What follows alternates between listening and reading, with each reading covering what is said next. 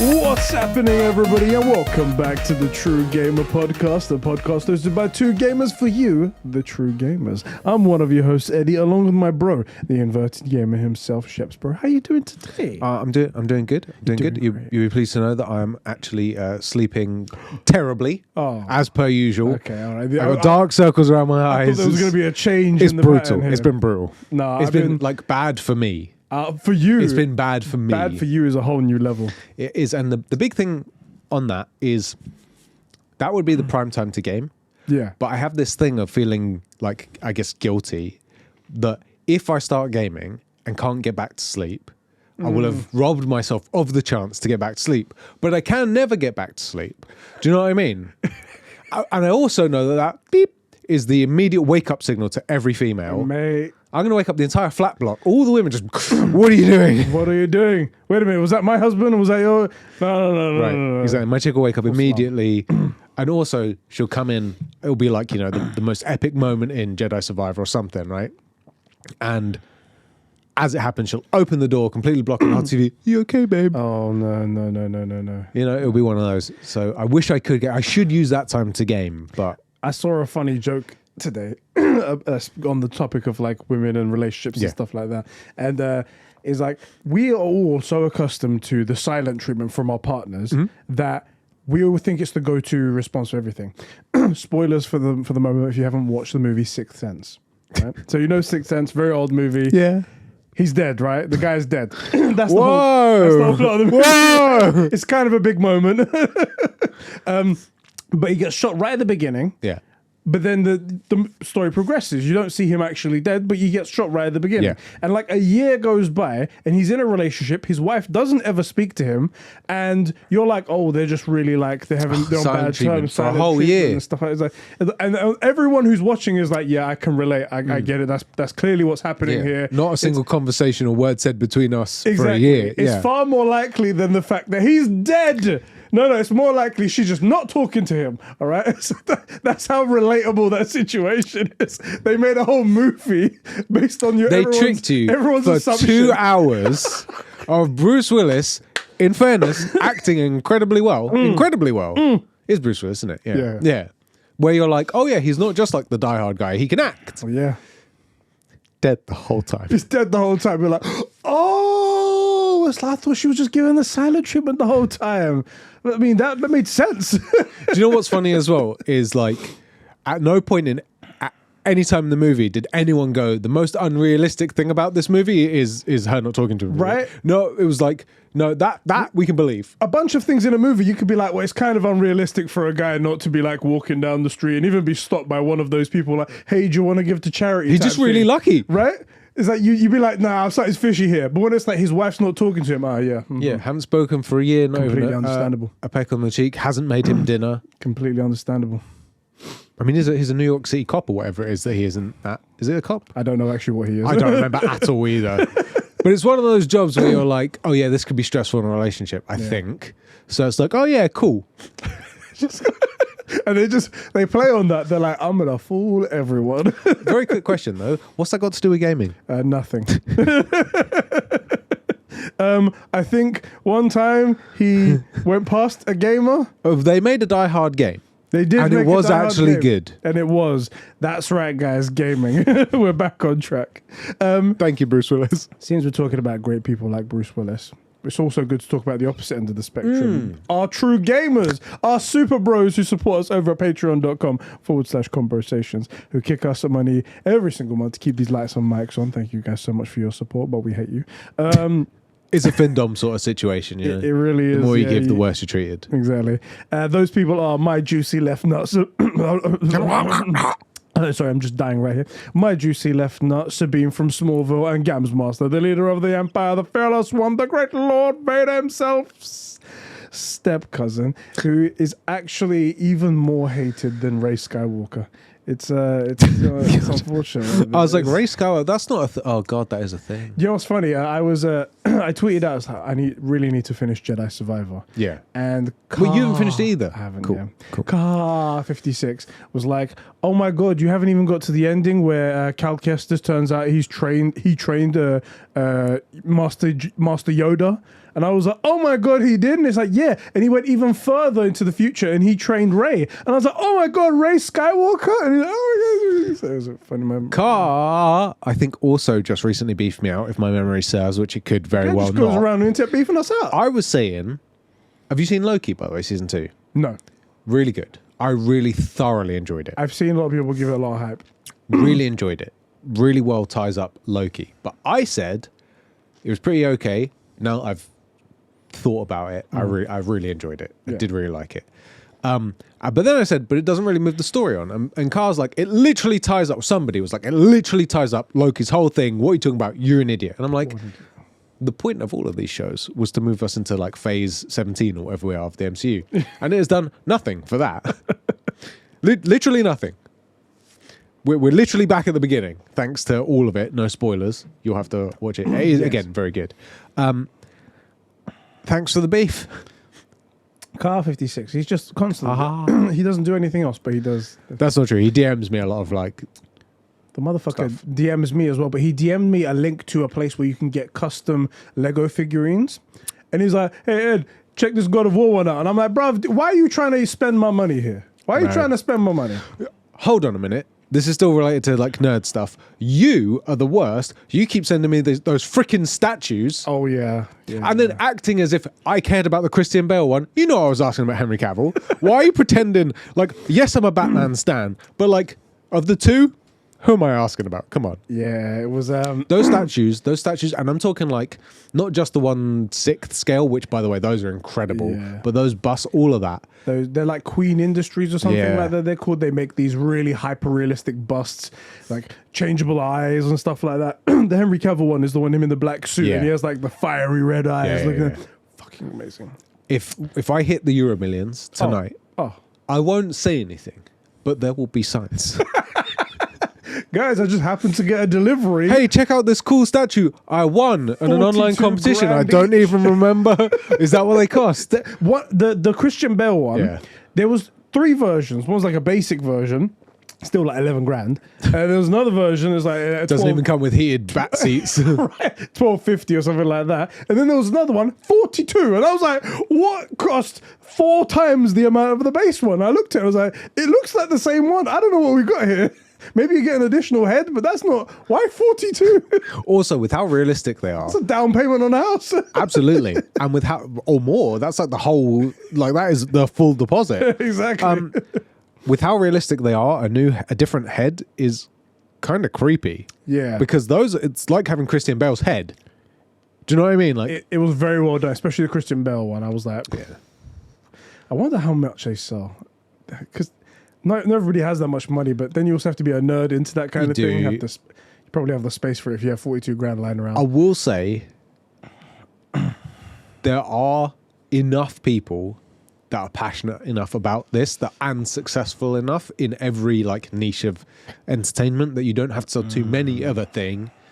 The thing is, it depends how much it costs to make. Yeah. How difficult with the right skills, and if you're the guy making it as well, you know, like the guy that did your God of War plates, right? Like having an artist do that is expensive. If you're the artist doing it, not too expensive, right? Because you've built up the skills and everything.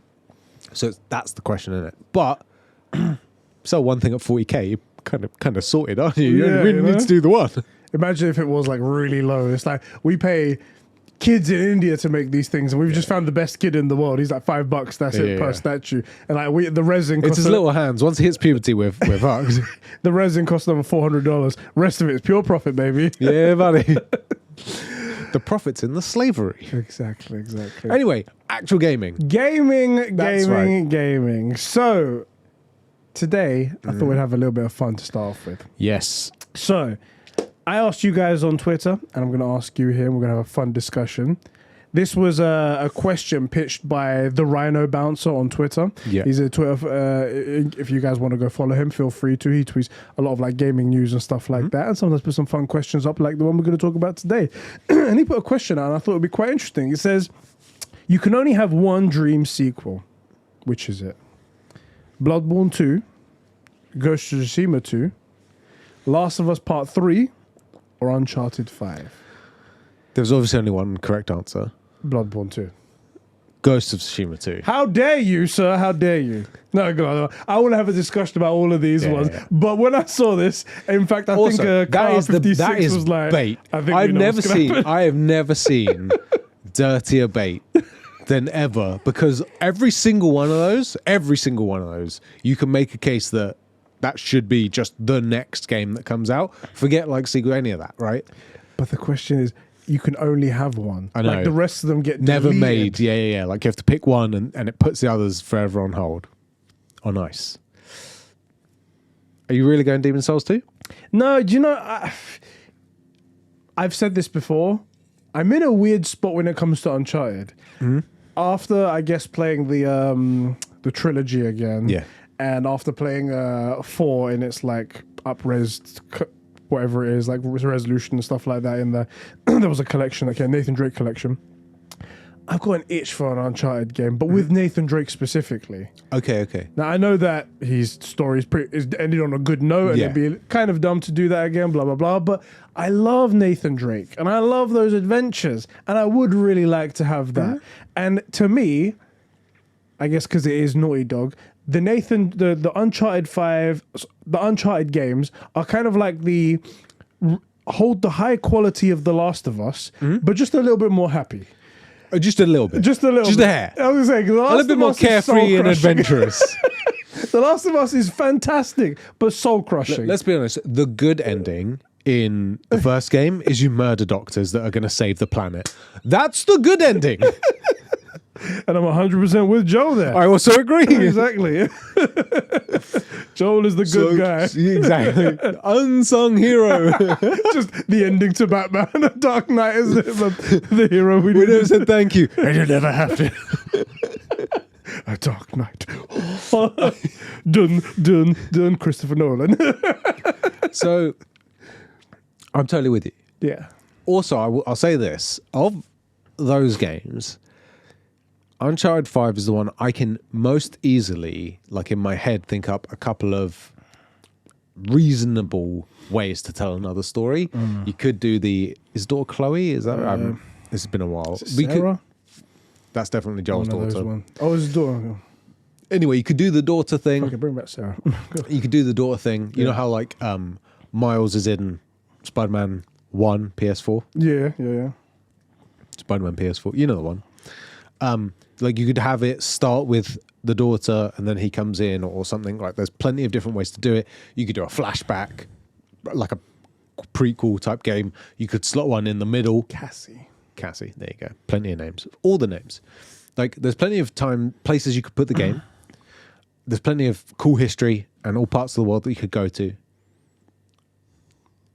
And I feel like it's the least likely to destroy what you've got. So like I was of the opinion that The Last of Us 2 shouldn't have happened because The Last of Us 1 was so good and so perfect that it was going to be almost impossible to get as good or beat it. And The Last of Us 2, as divisive and stressful as it was excellent. And the likelihood that we can match those two games now, incredibly low. And I can't see a way to get the characters we want to see in there, right? Like I can't see a way to get Joel back. I can't see a way to get Ellie like a story about Ellie, because our draw for Ellie is her relationship with Joel, and that's still what drives that game. Yeah. So I don't know how you would do that. So that one to me just sort of, I'm not a writer. Yeah. I'm also incredibly stupid. So could be there's a great story out there, but I don't see it, at least not off the top of my head. So don't think it can be that. Demon Souls, shit game anyway. Bloodborne, by the way. Same. They're the same, only different, isn't it? This fucking disrespecting Bloodborne, Souls games and everything. Yeah, whatever it is, Yeah, trash, garbage, just light on fire, burn down the whole studio with the developers inside. Fucking But I think where I'd put my money and my justification is, I gave my answer for The Last of Us, probably going to flop. I can't see a good story. No one cares about Bloodborne. Uncharted's already had 4 and a DLC, great installments. Ghost of Tsushima has the most like room for growth, and not that they all deserve the next one, right? Yeah. But it makes sense for that to be the next one. Yeah. Because there wasn't, as much as I love the game, it wasn't like an incredible story, so there's nothing really to ruin with the Ghost of Tsushima. And there's something that you could really build quite interestingly there. And it's obviously the most unique and interesting setting. Again, Bloodborne crap. Just trash. Not unique at all. And Nathan Drake couldn't possibly go to Japan. No. So planes don't go that far. Exactly. So I rest my case. Literally an untouched place. Can't be done. Can't be visited. And there was another one, The Last of Us. It's not like they can go to Japan either. Japan doesn't exist anymore. Exactly. Or it's probably safe because the fungus only affects people, and it's all weebs in Japan. So no game to be had. Exactly. All those furries, they survived. There is a difference between a freaking furry and a weeb. I will not have this slander. You're not calling me a furry. I also see another thing with the Uncharted the Uncharted one being right. So obviously, being the God of War shill that I am, I've been thinking about a lot these rumors about a God of War DLC coming out and etc. And one of my favorite scenarios of how it's going to go, people are saying, oh, it's going to be an Atreus side game, and I'm like, maybe it'll start off as an Atreus game, but what I would really like to see is that like he gets himself into like a really hairy moment, and then like the fucking hero he is, Kratos comes in to like save him at the last moment, and then they fight together, and then it's actually all of them together again and whatnot. And that could similarly happen in Uncharted 5, where like it starts off with Cassie's story. She's a bit more grown up. She's going on these ventures just like her dad did. And then dad gets called in also to do the same thing, to help her out, to have that family bond. And that kind of story is really awesome. That's kind of part of the thing that drives, not in the same way, but drives The Last of Us, has driven God of War up until now.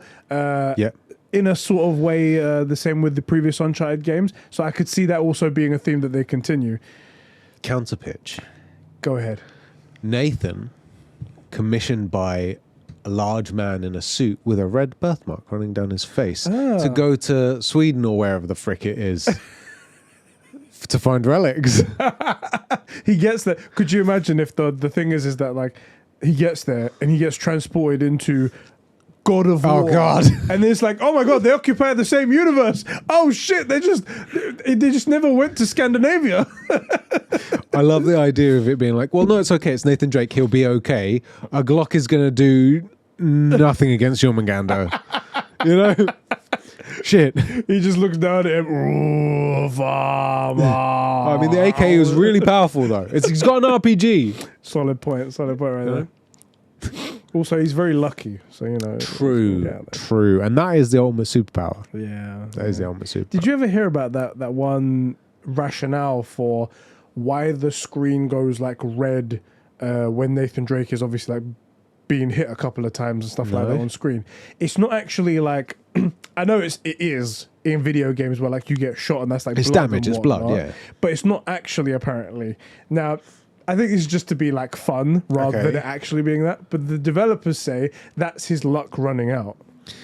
Well, the developers are idiots. What do they know about their own game? That's the dumbest thing I've ever heard. I think it's funny to I'm a pretty dumb guy, but that's stupid. I do kind of like that. I like the idea of it. It's just that it's represented in blood. Yeah. It doesn't... If it was like yellow, I'd be like, oh, what's that going on? Or it's going grey, for example. I'd be like, aha. Yeah, exactly. But it's blood. By its blood. In oh God, it's been ages since I played this game. But in the OG, like I think it was Prince of Persia games, you had a set window if you had enough like sand left to reset time. So when you died, and it would fade to black and white, and if it sort of ran out, that was your time window to reset. Right. You know, unless you go for the head Thanos style, like you had the.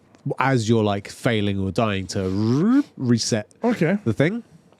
So I get that idea. I do get it, but that's stupid. I swear also, it's not just red. Like it has blood effects, doesn't it? So like, and there's directional as well to show where you're being shot from. Yeah, your luck's running out from the left. You're really unlucky on the left-hand side today. So, shut up. Naughty Dog, come on. You can do better than that. Come on, Bullshit. you guys invented The Last of Us Part 1, The Last of Us Part 2, Yeah. The Last of Us, the Uncharted collection, the Uncharted. You've got all of these good stories. Don't bring yourself down now. Yeah, let's not lower the tone. Okay? Let's not lower the tone.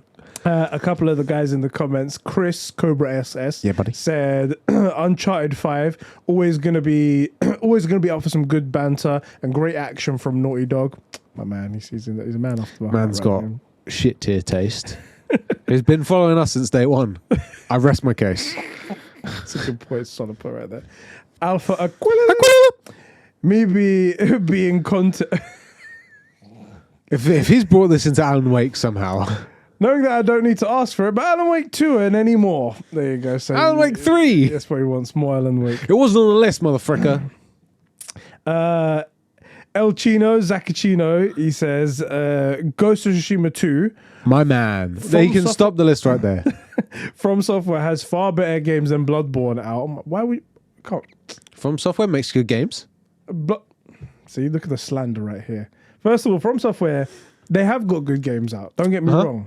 But Bloodborne was just something so unique, and we needed to. We needed to. It's like you've seen one dumpster fire, but have you ever seen two dumpsters on fire floating down a river of shit? Bloodborne. The blasphemy, bro. The blasphemy. Uncharted, he said that why go back to an inferior product? True. Uncharted already has 73 games in the series, and The Last of Us mid, Gimme Jack and Daxter 4, and remake Endog. Give me a remake Naughty Dog. I'll say as well, he mentioned Ghost of Tsushima. There is a cave in, I think it's Icky Island, with a... Jack and Daxter skin. Yeah. There's a couple of things there. I forget what they were now, but I found that completely organically, obviously exploring. Like, a cave. You was heading to the main mission, and you went off to the side. I love the conference. You were going to the main mission. Yeah, okay. The main mission was automatically on the screen, but I didn't put it there. And I wasn't heading anywhere. I would literally go through my quest and deselect the main mission. I'm not even joking. And not like on purpose. Not Just like to get it off the screen. haha, this will be fun to talk about on the podcast, but I'm not interested in that at the minute. click. And Vit says The Last of Us, and he goes, Sheps will probably pick Ghost, though. He knows you too well. Vit has a good sense. My big thing with The Last of Us is not that I don't want it, but I don't see a good way to do it. I, in fairness, didn't see a good way to do The Last of Us 2, right? And I was totally wrong about that, and I love being wrong about stuff like that because, like, we all win. Yeah. When we all play, we all win. The Phil Daddy said it himself. Exactly. So I can't see, admittedly, again, a good way to bring a Last of Us 3 in and make it reasonable, especially now that Joel's gone. I don't see more flashbacks of Joel being...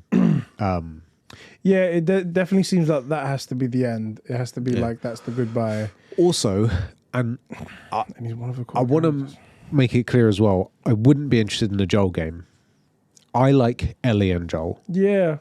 While it would be kind of cool, it might have been cool as DLC to have like Joel and Tommy, the younger years sort of thing. Yeah. Or watching Joel go from like the guy with the cracked watch whose daughter's just been killed to like basically the evil but dad for us. Max, it would have to be DLC. It couldn't be like a full game. No, and I'm, again, while it's cool and I like kind of dig the idea of it, I like the dynamic. I like the two of them. I'm not interested in just Joel. Joel's awesome because he's relevant to Ellie. Otherwise, the dude is a villain. Dude, that is a bad guy. Listen, he's just a guy who has to do what he needs to do. Not even like Kratos. Kratos has done some like dark shit because he's been in war a lot. But Kratos is kind of like an what do you call it? Not unsuspecting, but like he ends up in situations forced to do stuff. Yeah. Joel has gone out of his way to do evil shit.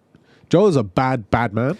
I was gonna say when he's on that bridge and he recognizes the guy that's in the middle of the road and he's like, that guy's a bad guy and whatnot. It's like the only difference between them two are IQ points. Yes. He's just smarter than he is. Yep. That's the only difference right there. And then there's like, and we learn more about that in The Last of Us 2 where Ellie tracks is it Tommy, whoever she's tracking, she goes like, oh, they were here because this is how they do this. Joel told me about it, and the way that you do it is you torture two people who are from the same group independently and see if their answers match up, and if they do, you kill them, and if they don't, you keep torturing them until they do, and then you kill them. Like Joel is not a good guy, but he is our dad. Yes. And that's why we care. So, and I don't want to play the villain. I love that dynamic. I love watching Ellie humanize him, but not enough that he won't do evil shit to keep her safe. That's the dynamic I'm into. Yeah. So it's the two of them or nothing for me. He's a dad, like many of our dads, just beats you mercilessly at night, comes home drunk, abuses your mum, and then looks at you, hoping that you'll turn out to be something good so he can be proud of you one day. Inevitably, you fall short of those Always expectations. disappointed, yeah. He beats you some more, and then the one time that he says, hey, you're like, oh, he loves me. Yeah, exactly. Pretty much. We all can relate to this. Pretty much. Also, they tried to humanize him I know we always bring up Moustache Man, but like, the Moustache Man was into his paintings. Yeah. And if you present him in a certain light, people go, oh, human being. Vegetarian. Dogs loved him. That's a real thing. There's pictures of him like playing with a deer, showing like a little kid a deer or something. Joel did like the woodcraft stuff. You're like, oh, Joel, look, he's had hobbies and murdered many people.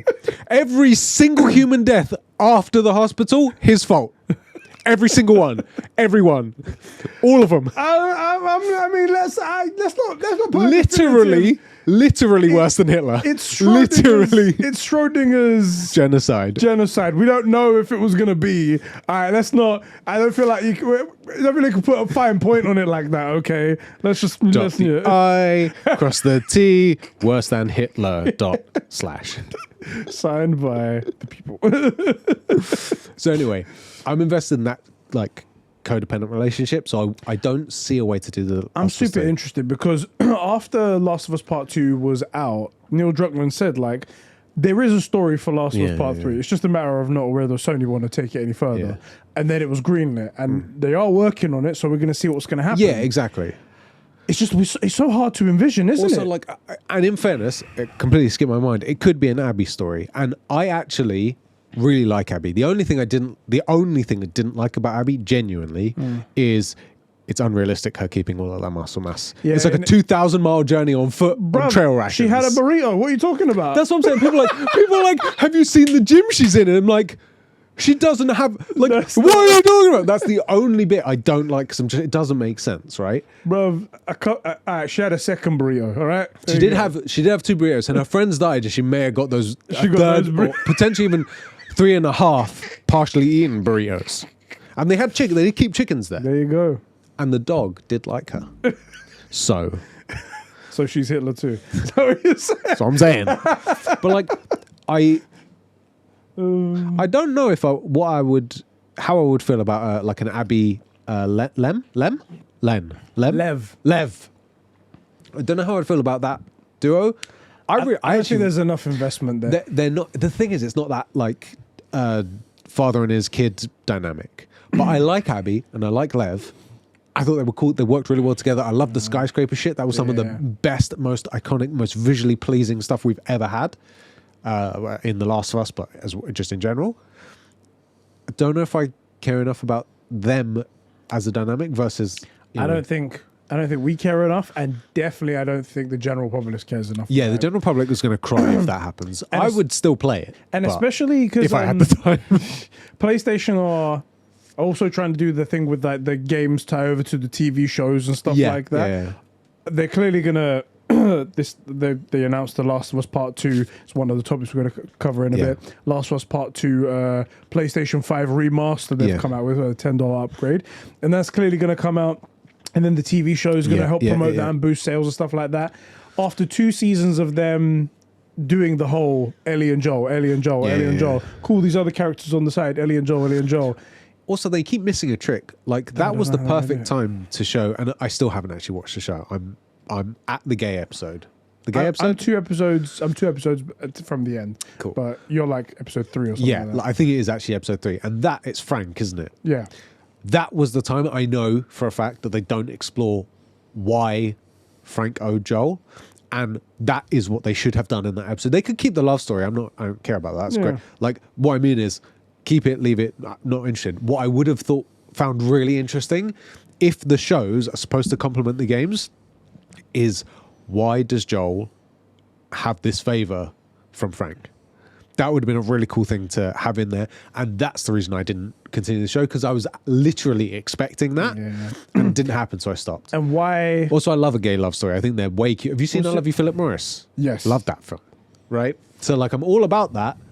But what I wanted to see was that favor getting called in or getting referenced, like fleshing out the bits that we never got to touch because the Last of Us is only 13 hours long or something. Yeah. Was it Bill or Frank the one that was... I think Frank was the lover and Bill was the actual guy that we met in the game. So either way. In the game, though, the one thing that we really wanted to see, and this was a complaint that I brought out when the TV show came out, I was like, we see Frank dead in that other house. Yeah. And there's like this big implication. It was like he did something or whatever it was. He just couldn't take it anymore.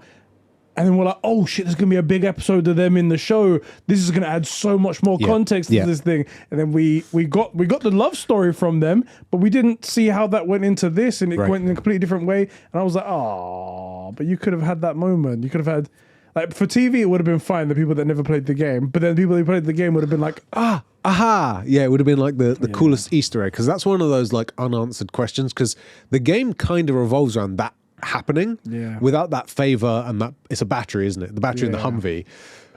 It really could have been a totally different game, I guess, except for everything. But you know what I mean? Like, it's a key event. They'd have had to put in something else in that position. Right. Like, but that favor is key, and we had a perfect time to explore it in the shows. So I'm a bit concerned's not the right word, but I feel like it was a missed opportunity. It's just the way it is.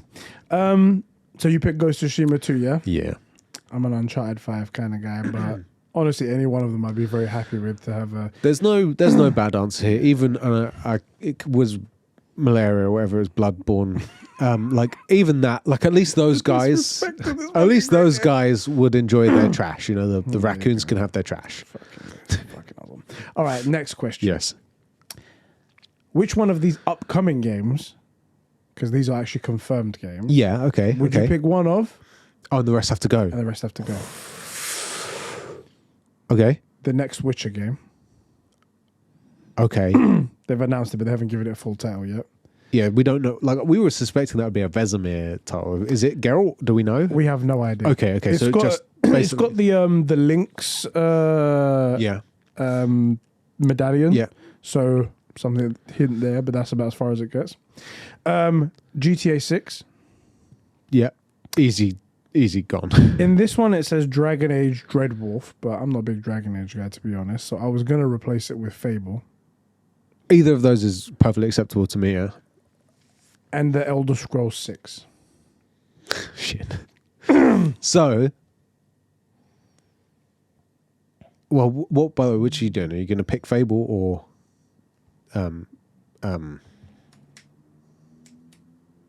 Dragon Age for our list? Let's do Fable. Cool. Either one of those two, going head to head with Elder Scrolls, would have made it really difficult. GTA can go, as far as I'm concerned. In terms of like global happiness, GTA's got to be the pick, right? I am so glad you said that, bro. Yeah. Because the problem is that I'm going to say it right now. I'm going to say it right mid. Here. Mid. It's mid. Mid. It's an aggressive 5. GTA is an aggressive 5. There's fun to have there. Tons. There's tons of fun to have there. I even like the GTA Same 5 with Infamous, story somewhat. Infamous, it's very similar to that. It was good. It was all right. Yeah. Really, but I'm really popping it there at like a 7 out of 10. A true 7 out of 10. I'm like, this is worth picking up and checking out. Absolutely. Having the roster. But people are like, yo, 10 out of 10, baby. No, I'm like, nah. No even close. Get out of here.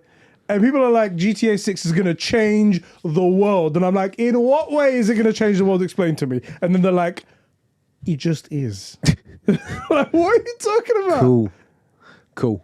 Yeah. No one's actually said, like, some people are like expecting futuristic, near realistic graphics. And I'm like, first of all, pretty unlikely because we know they're not using Unreal Engine. Like we're not in that era just yet. It probably look really good, but so photorealistic, I don't think so.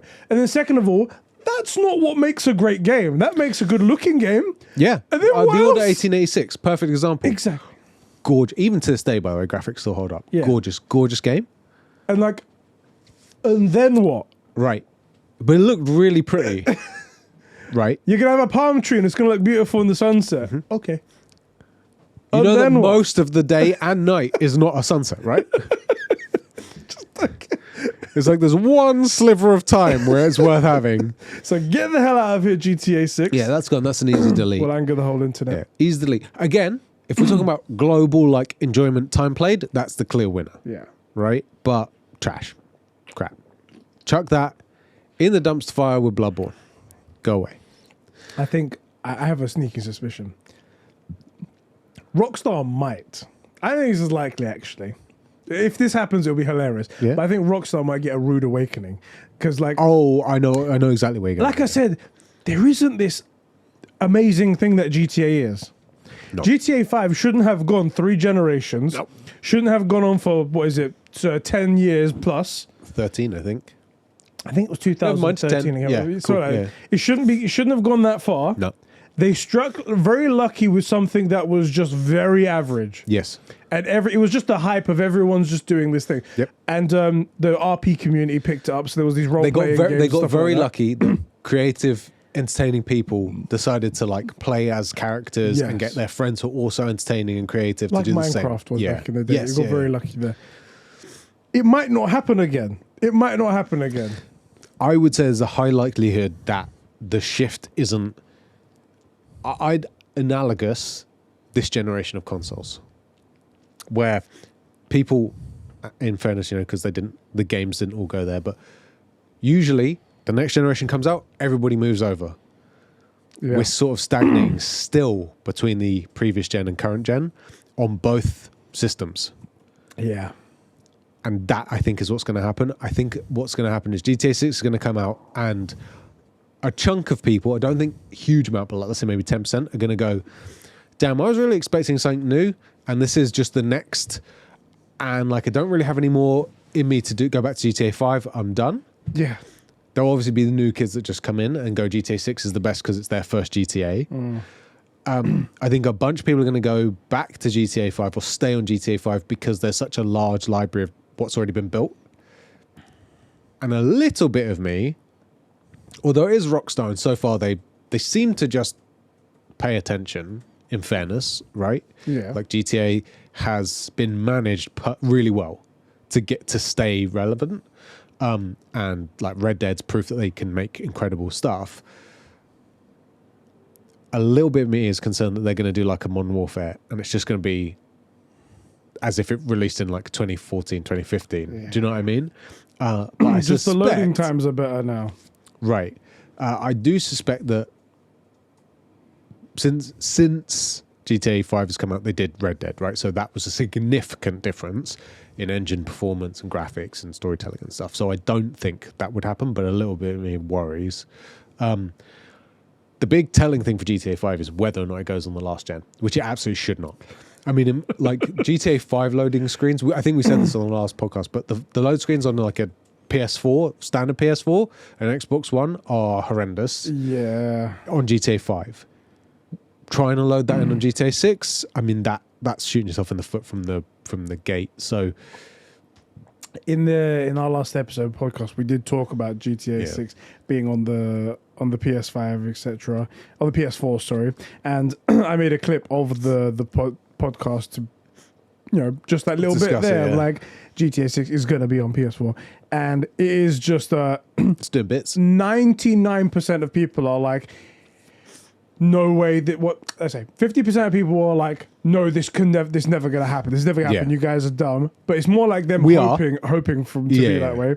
49% of people are like going, oh my god, if they do this, I'll lose all respect for Rockstar. What if they keep it just on the PS5? No, if they make it PS4 and cool, PS5. cool. And then there's 1% of people that are just like, man, I hope they do bring it to PS4 because They I don't. don't want to have to buy a whole PlayStation 5 just to play it. Think about the people who can't afford one. And I'm like, You won't be able to afford another house when your PlayStation burns the current one down. Like, it's gonna burst into flames. You know what I'm saying? Like that's gonna be bad. Oh boy. Yeah. So anyway, for you and me, then easy drop. GTA 5 gone. Weirdly, I'm gonna say let's not do The Witcher, which is the game that I want the most. Of all of those games, that's the game I want to play the most. Yeah. But The Witcher 3 ended like the Geralt series thing so perfectly that I don't know what we would do. Again, it's sort of like a Last of Us situation. I'm really invested in their relationship and Geralt's relationship with like Triss and Yennefer, right? If we did like a prequel, for example, a Vesemir game where it ends with you getting a child surprise that's Geralt, or maybe like starting their training, that could be cool. But again, it runs the risk of like sullying The Last of Us. Not The Last of Us. The Witcher 3. The Witcher. Yeah. Whereas a game like Fable or Dragon Age or Elder Scrolls weirdly would be a better pick because you're not going to be anywhere near as invested. Do you know if you're not anywhere near as invested, is it anywhere near as interesting? And you're deleting the rest from the entire universe. That's the thing. It's just, yeah, I know. I'll say this as well. I probably would be less inclined. No, I'd probably be more inclined to pick something like Elder Scrolls or Dragon Age. Yeah. If Baldur's Gate hadn't come out, but I'm going to be comparing it to them. Ooh, yeah. And I do not see like a modern day Skyrim at the quality of storytelling that it had comparing to Baldur's Gate well. Yeah. Which isn't to say that Skyrim's bad, it's to say that Baldur's Gate is incredible. And so for that reason, that's going to be tough for them to succeed. They'll have to be like, well, Baldur's Gate 3. Yeah. Fable as well, I'm worried because I'm going to change my answer to The Witcher because everything under Microsoft so far has not impressed. That was going to be my argument for this whole thing. I was like, like we said, GTA get out of there, it's kind of mid, it'll be okay, I'll enjoy it for a little bit, that's about as much as it gets. Fable and Elder Scrolls 6, I just have no faith. Oh, what the fuck is that? I've got a random alarm for 5 o'clock. Good to know. Hey, bro, it's 5 o'clock, bro, it's 5. Just in case you want to just know. in case. There you go. Under Microsoft, I just don't have any faith it's going to be any good. Weirdly. And that's just the end of that. I mean, I don't think there's anything else you can really say. Starfield, as an example, I wasn't too bothered if that flopped. It was the next in a line of mid-ish games, so like Fallout 4 and 76 had sort of made us not really care what they brought out. And the most interesting thing about Starfield at all was going to be how much we could throw back in the face of the ex-bots that had said how incredible it was going to be, and now they're completely silent. Fable is a Halo level game. That's a console seller. Like, unironically, it's up there. Obviously, it's different genres and stuff, but like Fable has a cachet that Halo had, that Gears of War has, that Elder Scrolls should have. It's been so long now since an Elder Scrolls game that I think that may have died down a bit, just because people keep playing it. Fable is less of a replayed game, so everybody has that nostalgia. It's like GoldenEye. Not many people go back and play it. They just remember it fondly. But like Morrowind and Elder Scrolls has been played, Skyrim has been played pretty much up to this point, so it would be very easy to not compare well. I think the safest pick is The Witcher, to be fair. That's what I'm saying. Even though there are elements of like to that, it's the far more interesting. It's the far more safer option. Yeah. And it's the only one that really has that much draw and appeal to it. Everything else has got something else wrong with it. Of those other games, so like Elder Scrolls, Dragon Age, Fable, you've played Skyrim, haven't you? Yeah. Did you finish it? I don't remember if I did. It's not sticking out in my head as a game that I'm like when people talk about it, I'm not there with them. Yeah. I'm not there with them. Maybe it's just because just you guys who are like veterans of the channel, you guys know that My gaming tastes have matured quite rapidly Yeah. over like the past, like say 5 or 6 years. Very much like The Last of Us Part 1 time. I enjoyed that. And then I was like, oh, there are better games out there. Yeah, and I yeah, started to play better games. But then even There's The more Last than of Us just Part run 1, around the map for playing 15 minutes getting shot. Exactly. Last of Us Part 1, playing the remaster was like when I was like, shit. These things have got some really sick story in there. And that's when I became a connoisseur of gaming. Yeah. So maybe when did Think About It? 2011 or something like that? Yeah, so it's been a while. So it could have been in that time where I was like, it's not really my kind of thing. Yeah. So maybe if I play it today, I'll be like, but then again, the dated graphics make a big impact on me. Yeah. Not an impact on everyone, just myself. And so. you haven't played Dragon Age or Fable, have you? No, not Dragon Age, not Fable, no. You have to take my word for it then. Fable is like a Halo level game. Okay. Like back in the day, you could have easily had a Fable branded, like bundle and sold Xboxes that way. All day long. You could have done that. It's not as big as Halo, but it's like as people who liked it were as passionate about it, right? And it's also one of those games, ironically, along with Dragon Age and your Mass Effects and your Elder Scrolls that have paved the way for a game like Baldur's Gate to be what it is. Yeah. Like without those games, they're sort of genesis for Baldur's Gate, but Baldur's Gate is like whoever comes after Genesis is like Jesus, right? It's like the best one so far, you know? And very, very much the best one so far. So... Okay. They're also not really your style of games as well. So, like, The Witch is more engaging, I would say, than those three. Those three are much more like Baldur's Gate. Like, what decisions are you going to make? You know, they're more like chess. Like Baldur's Gate. If you've played Baldur's Gate, haven't you? Yeah, a bit.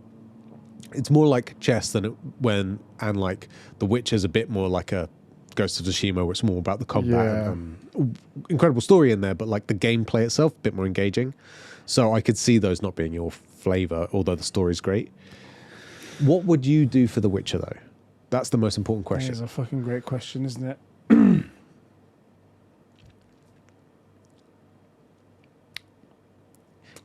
That's what made me pause about saying The Witcher. Yeah. Because, similar to The Last of Us. I completely understand you. I completely understand you. It's tough and you really don't want to ruin what came before. You really don't want to put out something that's just crap. Yeah, exactly. Especially because CDPR's on rocky ground anyway at the moment. Yeah. Even though they made a sort of a comeback. It's weird because, like, I would say they've not fully repaired. Like, there is a scar there.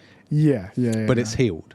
And people feel good about it. It's ended up actually making you look more manly. You know, it's like a scar on the face, but you look distinguished. You get a second one and you're going to be ugly. Yeah. Right? It's going to be defaced. And that's what this next game is. If this next game comes out, and it doesn't have to be amazing, it just has to work and be in scope, you know, with a fudge room. Yeah. Right? And forget the first week bugs, like always going to happen. It just has to be in scope of what they set out and said they were going to do and not delayed forever and not ruin the story. Not ruin Geralt, not ruin The Witcher 3. Yeah. If it does those things, and even if it's a mid-game, CDPR's back. You know? So it just has to not flop and drag stuff down with it. Yeah. But the question is, what story are you going to tell? The problem is that I feel like I'm a bit like the Uncharted situation. I just want to see Geralt. But the problem I feel you so much. That's what will make, and the thing is, it's all contingent on them actually making a game that lands, that really makes that tugs on your emotions and stuff like that. And if they can do that, then bring back Geralt. It can be like a separate story. You can say like he went off to another part of the land or whatever it might be. You can make up some new areas, whatever it might be. And maybe make some loose ties to the past or whatever, and it's sort of like a reboot-ish We type could maybe of do a game. time travel thing. Yeah. Series power's weird, you know? And I just want to... And then we end up in Cyberpunk. No, that's a terrible idea. Why would you do that? But I would like to see Geralt again. I would love to see Geralt again. And Ciri. And Yen and Triss. I'm so invested in those characters. And while the Vesemir prequel game does sound cool, and it'd be cool from a lore perspective. Yeah.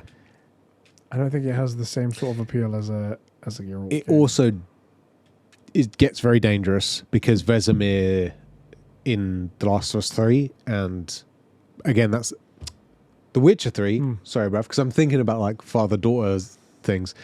Vesemir's like, I haven't played the other Witcher games. Read some of the books, but Vesemir in the game is my Vesemir. That guy and the way he acts to where he leaves the game. Oh wait, it's like 7 years old to when he dies. You're stepping on thin ice, potentially ruining that character.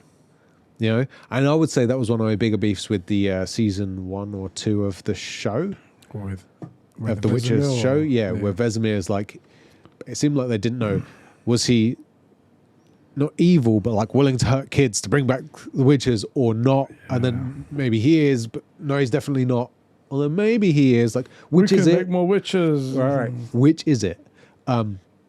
So, you know, it very easy to ruin, very difficult to do right. So you would stay away from a Vesemir thing. Yeah, I think it's better to go for Geralt and give that your full effort, your full attention. What would you do?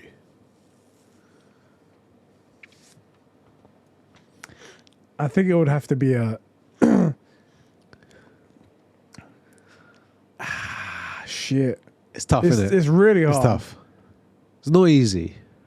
Because part of me is like, well, maybe just do Geralt off on his own and whatnot he's on like his own grand adventure I'm not and interested stuff in like killing that. monsters though. Although he's a monster slayer and that's fun to do, that's not the point of the game. Do you know what I mean? But then I'm like, the back of my head is like, oh, but then bring Yen back somehow. Why not? It's too hard. This is harder than the first question. It is tough. It is tough. It is tough. Shit. Zacchino Yeah. agrees with us though. He's Okay. like the next Witcher, obviously, because the Witcher in it. Yeah. Yeah. This is the thing. Earlier This when should I said rustle some feathers. He says. earlier when I said like don't do The Witcher, it's because of that. I don't know what story we would tell, but I don't know why. What else I would want to play above that? Like it has to be The Witcher. It has to be. Well, luckily we don't have to choose because we're gonna get all of these games. We're all gonna get all of this, and we're gonna be able to find out for ourselves. In reality, they are all coming, and they're all disappointing. On the note of disappointing sequels, not that it's relevant because we don't have a date, but Horizon 3. Yeah. What do you think about that? Because the way that ended, I was getting really bought in, finally, to Aloy. And only really 2 moments, and again, I've voiced my problems, but overall, they brought her back in just a bit, and then the next big bad is garbage. It made it too big. Too big. Like, it was already quite a grand scale, and it was quite Huge. cool, the different levels of like, well, they're just tribes people, and they're using the technology they don't really understand to try and get around. Aloy is a bit more smarter, and she's got access to this extra tech. Cool. And it was getting to that cool bit, and they're like, by the way, intergalactic space travel. And then this super big AI thing that's super angry is coming on a vendetta halfway across our solar system. I was like, oh, wait, what? Hold on a second. We created this AI to help the planet. We didn't create the AI for like solar system engineering and shit. That was a bit too far. We've gone way too far. Yeah, now. it's too big for one ginger to affect. You know, even with the power of friendship. With the power of love. And also like we had to make quite a stretch to make I forget what they're called, the Aesir of the game, the the original Bears. Oh yeah. To make them what they're called. Trinity's people. Yeah. To make them like a viable threat, i.e. that they don't just land and go, oh, there's the problem, missiles. Yeah. Like Obama did that. The Trump did that. Like if they could do it, these bears can do that. Yeah. Right. So that was hard enough. I don't see how what they're running away from, that, like you said, can cross galaxies effectively, or stars, systems, and is like, Aloy's a super genius. She's also a cave woman. Yeah, let's be real. And this thing has the collective knowledge of an entire race of super geniuses. Yeah. And like 1,000 years. All the technologies for it. Yeah. So this is it's like, oh no, Aloy perished. Oh, whoops. Well, she was kind of in over her head. Maybe, Gaia running on like Windows 98 in comparison to this thing will be able to help. Mate. Never. Do you know what I mean? Like it's a bit of a stretch. It's going to be a situation at the end. I can see it now. It's going to be the Harry Potter, the souls of his mother and father, where they're like holding back Voldemort's blast. And it's going to be Gaia that. gives up her life to convert the AI. And Elizabeth Sovek going to be like, that. We can only hold him back for 1 second, Aloy. Beta comes in. I'll help you, Aloy. You do it. Yeah. She sees, like, she goes to the thing and what's the dad's name? Ross? No. Ross? Ross. Yeah, Ross, yeah. She hears his voice like, you can do it, Aloy. You're special, whatever. You're a wizard, Harry. And then she pulls out a second lightsaber and goes like that. That's right. And then the lightning of hands go back at and she says, Emperor. Aloy Skywalker. And then she plugs in a USB that's 2,000 years old, gets it right the first time. The first time. Doesn't... Shit. Oh, God. The stress. Why is it still USB-A? And then uploads the virus to the mainframe. Exactly. I swear to God, if that happens, I'm clipping this. I'll be so angry. I'll be so angry if that's what they do. It was a mistake, but you have to live. We were both those, and we've turned out mediocrely. We've made it this far. We've survived. We have survived. If any of those things come up, I'll be out. I'm adding Gorilla to my hate tweet list. Yeah, there you go. As are the Sucker Punch guys for not giving me duels. And you mean Insomniac? Insomniac's on the list always. Exactly. Speaking of mistakes, this podcast is the True Gamer Podcast. Coming to your eyes and ears every Sunday, every other Sunday, here on youtube.com/Conbrosations1, and on podcast services around the world. You can help us out by hitting that like button and subscribing to the channel if you're watching on YouTube. And you can give us a 5-star rating on podcast services like Spotify and Apple Podcasts. If you guys do, that helps us out a lot. Thank you so much. If you want to take your support an extra mile, though, if you want to take it that one step further, you can head over to patreon.com/Conbrosations and join the other mistakes in our list right I here. honestly didn't see it as a segue, and I'm impressed. There you go. Our true gamers who support us at the $5 tier. Thank you so much. Make some room, because I'm about to go It's 3 flights of stairs. Thank you, babe. I'm going to talk about this in the next segment. Cool. I forgot it downstairs, so that's thank you so much. Thank you. outside here for 3 minutes. Yeah, we're going to hear you panting. It's 3 flights of stairs in the house, that's what it is. All right, boast. I'm thinking Humble about adding brag. another flight of stairs. It doesn't go anywhere, it just goes up. By the way, so it's winter here. We'll get to the mistakes in a minute. It is effective. It's winter. Yeah. We still have the aircon up here. Yeah. Yeah. And it's like a regular temperature. Great, isn't it? The people who support us at the $5 tier and above are our true gamers. Thank you guys so much for your support. Gamers. Those people are Gamsmaster, Sheps is Crusty Right Nut, Sab2557, Gerald Tucker, Mikey T, Fishy, Alpha Aquila, Dagenham Dan, Cobra SS, Adam Sunling, Max H, and Super Whale Ben. Thank you guys so much for keeping the lights on, mics on, and the gaming going here at Conbrosations. Thank you guys so much. But if you guys don't want to support us, feel free, the likes and the comments and stuff like that is all we really care about. It's good stuff, Thank you so much for your support. Okay, so let's move on to some of our news and gaming topics. Yes. Since we last spoke, Yes. the PlayStation Portal has come out. Yes, it has. And I have been having so much fun with it. Have a little handsy with that. Meaning to play with this, so... For those of you guys that don't know what the PlayStation Portal is, it's a brand new device from PlayStation. It's essentially a way to stream whatever games you have on your PlayStation 5 to the device. Is that touchscreen? Yes. Okay, cool. to the device, and you get to play it like that. It works over Wi-Fi, so if you're in the house and you have like a good Wi-Fi connection between your console and that, then it works great. Best way to do it is to plug in an Ethernet cable into your PS5 and then Wi-Fi to that, obviously. But it's super cool. It's even though it's only a 1080p display and it's LCD, it's one of the best displays I've ever seen. Okay. If you hit the top on button just on this side, on the left-hand side, smack that button. And 1080p. yeah, Okay. trust me. And then you have to press the PS button, which is on this side, and then I think you take X or something like that. Let's see. Reconnect.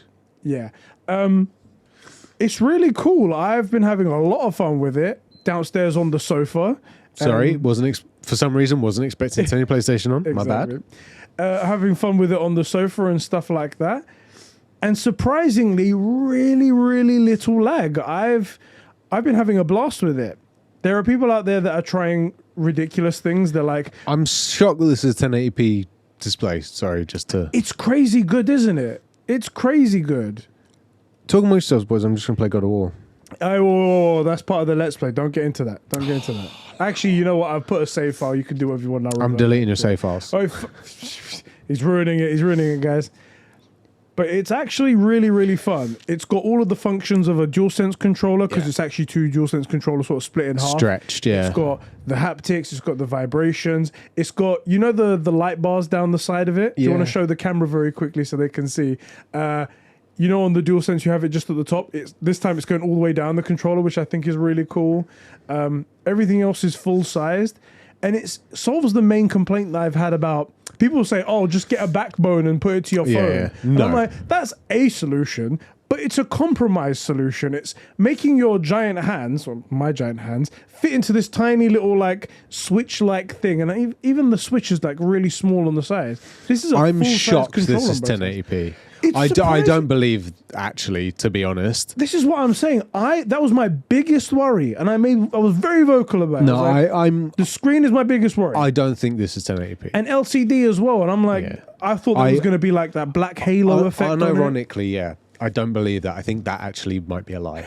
And I'm not joking. I don't know why they would lie about that. Why would they? But I mean, I'm looking at You're at Sindri's house, basically. One of those and beautiful parts. it's of the stunning. game. It looks like God of War. Yeah. It doesn't look like God of War.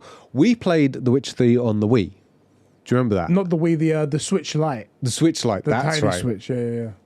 And it looked like a down-resed... It looked good. Yeah. But it looked like a down-resed Witcher game, which was also 7 years old at that point. This looks like God of War. I was going to say as well, initial reaction, I hate it. Yeah? Screens like in the way, the controllers are in the way. You don't like the positioning of it? I do think that if I was just going to change the settings to make the camera inverted, you freaking animal. No, don't do that. Don't do that. Playing around with this, I would forget that my hands were there and just get sucked into it. So I've changed, like, my initial knee jerk of like, it's clunky, it looks too big. Like at the back, it just looks stretched. So fun. I think I'll end up just like sucked into the game, not paying attention to like where my hands are and just naturally reverting to a DualSense feel, you know? It looks gorgeous. How much is it? Right? $199. That's not bad. It's not bad. And people are like, there's multiple, you know, Twitter being Twitter. Yeah. It's filled with people having fun with their thing, or people who don't have one just trying to clown on because it's Twitter and they have nothing better to do. Some people are like, "Oh, why don't you get a Steam Deck?" And I'm like, This is brilliant. Steam Deck is like £500. It's not like it's comparable in some sort of way. It's more than double what it costs. Granted, you can do more things with a Steam Deck. You've got your Steam library and stuff like that, but you can play everything that you have on a PS5 right there. And I guess that does bring up the price a little bit because you have to have a PS5. But then if you have a PS5, most people do have a PS5. It's really good, man. I don't know what people are complaining about. As I said, the people that are complaining online, most likely people who just want to get like a like on Twitter and stuff like that. This is great. I'm just messing. Sorry, we're in the Yggdrasil or whatever it is. I'm messing with like the Leviathan axe and the Chaos Blades. It looks like it's running on a PS5 in my hands. It's pretty cool, right? It's great, actually. I'm annoyingly converted. I was getting ready. I was like, because I've seen you, on your Instagram and stuff playing with it. I was getting ready to come here and like just crap all over it and be like, you're stupid. You just go to the next shiny object, as if I can throw shade about shiny objects. Yeah, let's be honest. No, I kind of feeling to get one, to be honest. The only thing I will say about it, there's a couple of things that are really dumb about it. Don't care. One, it doesn't have any Bluetooth, so you can't even have Bluetooth headphones. Okay. I know you're more of a headphone jack kind of guy, so this is I do prefer, I know it sounds dumb, but I just prefer that for some reason. I'm more of a wireless one, so it's a little bit annoying to me. Enjoy your brain cancer. The two other things, these are really dumb things that really don't affect you. It has an aeroplane mode. Why? Think about that for a second. Because it can't run anything natively. No. So it needs the Wi-Fi signal. So what do you get from turning it off? That is one of those things where it's like, it needs to have its electrical, thing. What's the battery life like? Battery life is pretty good. I haven't fully had like time to test it, I don't think. Every time that I've done it, I was like, oh, cool, and I just put it back on charge or whatever. But because that's the reason that I wouldn't have got one of these, which is that if I'm at home, especially in my one-bedroom flat, I can just play my PlayStation. Yeah. Also, I was going to say, well, maybe I could play that without like my missus realizing it, but it turns PlayStation on. That's still waking her up. Yeah. There is actually a feature you can turn that beep off now, by the way. I'm too lazy. Yeah. Also, I like the risk. But you can make it the standard one, a lower sound, or off. The lower sound also changes the tone, and I'm like, the fuck is this thing? So I think a cool change might be if you could make that the light strip blue. That would be one I would add. That would be a really cool thing, but that's impossible. Yeah, it should be white the whole time. And the other useless thing as well is that it has a forward-facing camera. Why? No idea. Why does it need a camera at all? Just it's there. I'm like, and that's a hardware thing as well. It's like well, Sony was like, we made these cameras ages ago and just didn't sell enough phones. We should do something with them. What the fuck is that all about? So I just chucked it in there for no reason. That's odd. That's odd. weird. PlayStation makes some weird choices. Anyway, had really a lot of fun with that. If you guys have any questions, feel free to drop them in the comment section. I've been enjoying the crap out of it. I'm genuinely shocked by the quality of that screen. Like, honestly, unironically, I'm not a Sony paid shill, unlike you. Oh, obviously. And I'm genuinely impressed with that. That's pretty cool. All right, our next topic. You, buddy. The Game of the Year nominations have been announced. Yeah. I'll go through the main Game of the Year nominations, the one that's the big award. Although there are a lot of categories and a lot of great games being nominated. It was fantastic. But Game of the Year nominations are as follows. Alan Wake 2. Yeah. Baldur's Gate 3.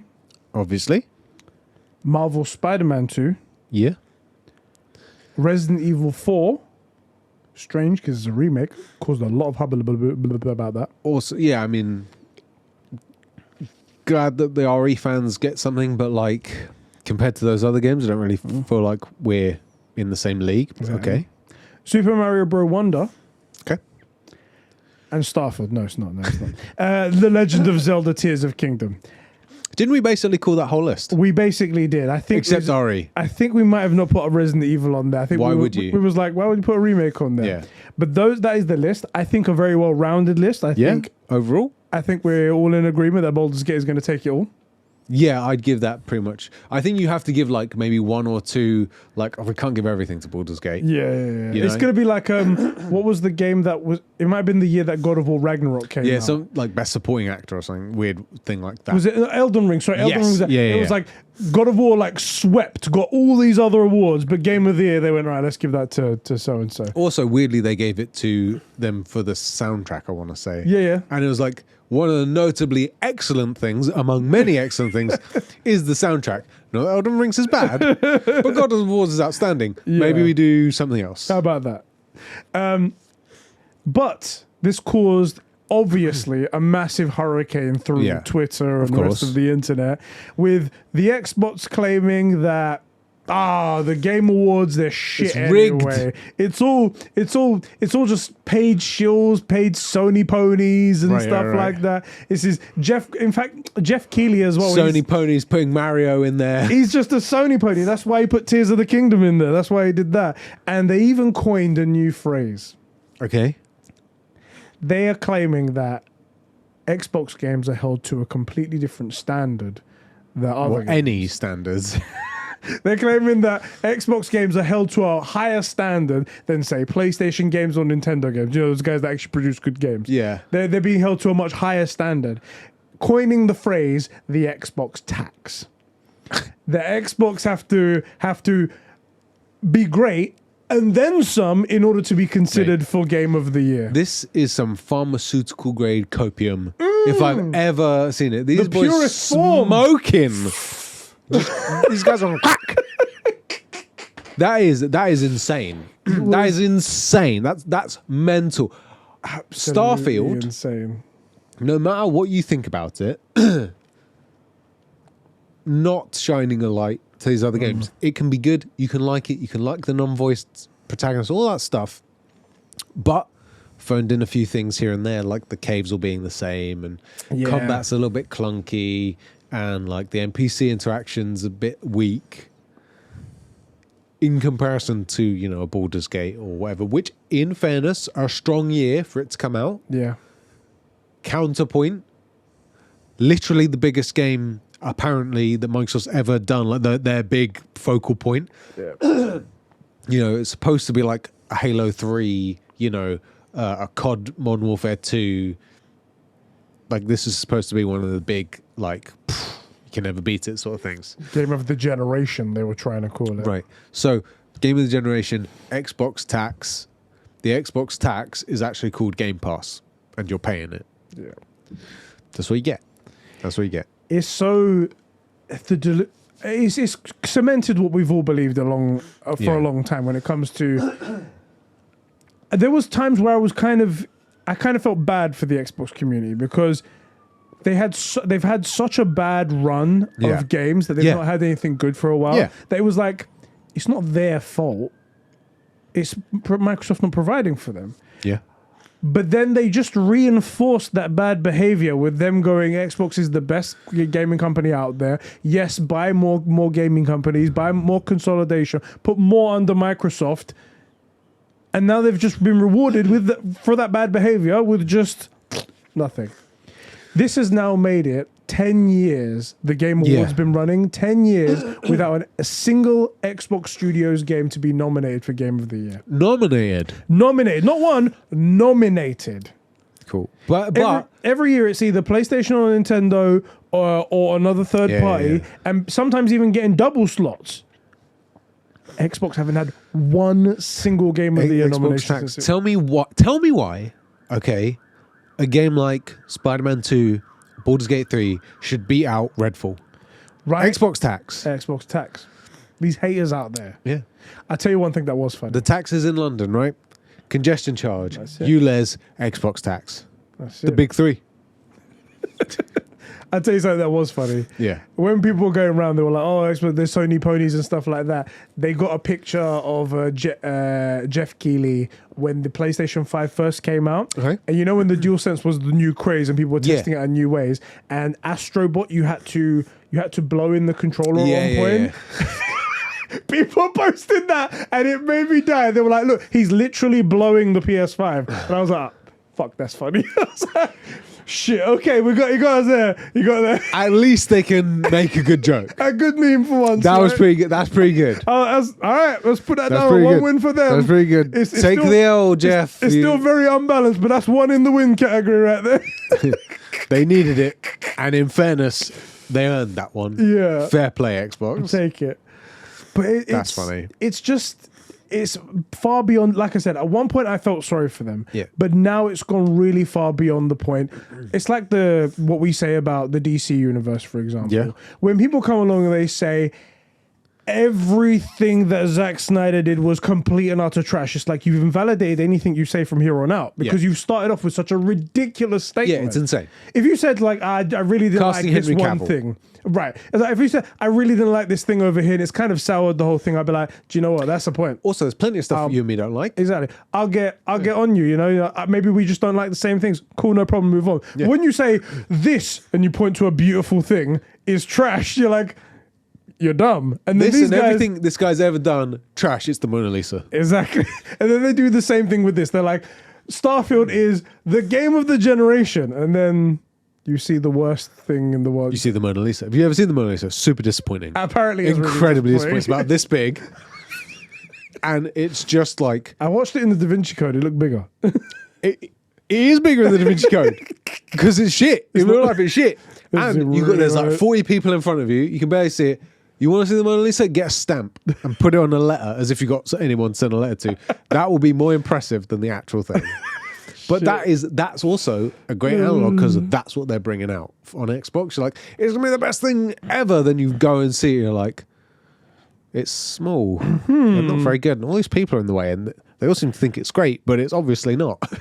I'm like that with art. Maybe that just shows how uncultured I am or whatever. Could well be. But when people are like, art, yes, it's this thing. You It's see a the blank brush strokes wall. and You're whatnot. like, actually, sir, there's no display here. The only thing that I found one time, and I don't remember what it was something like a beach scene, and everything was with dots. Yeah.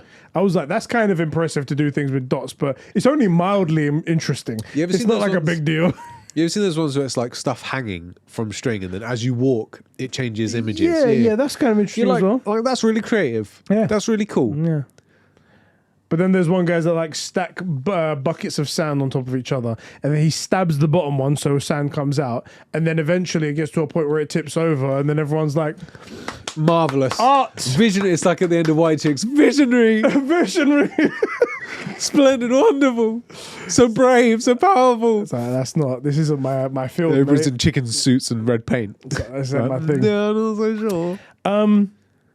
What So were we as talking about? As I was saying, it's a game Xbox of the year. tax, Yeah, yeah. Xbox tax. It's just so delusional. It's such a crazy premise to be like, yeah, it's the game of the generation and whatnot. It's just so bad. Without a genuine big hitter for so long, it's ridiculous. You might have genuinely had a case had they had like something like Halo 3 and Fable and Gears of War come out a few years ago. So like 2016 to 2020. And then this year you got this, and like had Starfield been closer to it, like an 8, I might say, you know what, I can see what they're saying, but compared to these games, maybe not, right? But it's been 10 years. It's been 10 years since anything good. And similarly, you know when Sonic came out and everybody kicked up a fuss? Yeah. And they reworked it. The Xbox don't complain. The Xbox do not complain, or not enough, and not vocally enough, and not actively enough to get this stuff changed. They'll do it when you put the price of Xbox Gold up, but not with crap games. They won't all come out and say, look, you made an okay game, but you're supposed to be competing with The Last of Us 2, Horizon Forbidden West, Ghost of Tsushima, God of War. That's what you're competing with. This isn't good enough. They're just not. And then they would do it because I genuinely believe, I know for a fact the talent's there. This isn't a lack of talent. This is bad management, crappy decision making, short-sightedness, whatever it is. But they have the storytelling ability, they have the coding ability, and if they don't, they more than have the budget for it. That's the thing as well, because They could easily draw in fix with talent. money. Yeah, they can fix with money what they don't they have. just seem to not do. So, Anyway. you know, It's all on them. It's all on them, and all the fans that are just enabling it. At the end of the day, they're not doing anything to. Or they're pretending that everything's great and that they're taking over gaming in a positive way, and in the end, they're not getting anything in return. yeah, it's so far it's been demonstrably worse every single time. Their, I guess, hold of the gaming industry has got bigger. It's flopped every time. Bethesda just flopped. What did BioWare do? They did something, I think, that flopped. BioWare's not on the Xbox though. You keep thinking it is. Why do I do that? You keep thinking it is. That's weird. But they I did need do to- Mass Effect 5 or something like that, whatever it was. And, I don't know. but you keep thinking it is. But having games like Redfall and Starfield come out and you've hyped them up this much, like we can't be playing here. Like you're on the losing team, and it's okay to have brand loyalty and all that stuff, I guess, if that's what you want to do. If you want to be that guy, if you just treat this like a football team sort of thing, but don't pretend that like frickin' Manchester Town 9th League Division team can beat like Arsenal. Like that's what you're looking at here. It's I don't know anything about football, by the way. Sorry. Part of me is like, maybe it's the analogy that they're like in the desert and they've been starving and they're given a cracker. And then they're like, oh my God, it's the best cracker in the world. Because that's what I want if I'm in a desert, is a nice Something dry dry. cracker. But that's what they've been given. It's not a bad analogy. You're 100% Pretty right. good analogy. However, it's not that analogy. It's you being in a town with food everywhere, choosing to starve because you want the food from this one specific cracker store, Yeah. and then you go into That the probably cracker shut store down after ages 500 days of not eating anything, and then going, that's the best cracker I ever had, and everyone else is like, The rest of you "Bruv, guys are paying I tried a fucking great steak over here. cracker tax. Oh boy, a bit more controversy. Okay. Not a single nomination for Hogwarts Legacy. I hate to say it, but we saw it coming. We did see it coming. We thought that maybe it wouldn't. We had some faith. Yeah. However, we now know that when it comes to games journalists, games judges, who they all come from the journalists, Oh, well, this makes sense. our faith was completely misplaced. It actually makes sense. That's why Resident Evil's in there. That makes sense. Because look, objectively, take Hogwarts Legacy in a vacuum, easily beats out Resident Evil 4. Yeah. Also, it's like, well, for one, it's not a remake. Yeah. Just that alone. Like, forget everything else. I'm not saying Resident Evil is not a great game or any of that stuff, but it's a remake. Probably shouldn't be in here. Why did we ever think? I just feel so bad Yeah, for me the too. hundreds of developers that worked on it. Me too. Because and the thing is, And poured passion into it. not one of them made a single word of it on Twitter and stuff Nope. like that. They just swallowed that sadness. You just know that they probably went into the office thinking, they were all like looking at each other. It's like, do you think we're gonna actually get any like awards and whatnot? We know how the gaming industry is just like, they don't care really if, It's sad, if we're doing isn't it? a good thing or not. If they don't care about our passion, what's gonna happen? And then they all have it confirmed in front of them. They have to go into the office the next day and they're just like, Back to work, guys. I guess we mean shit, you know, like this is, Cancel Hogwarts Legacy 2.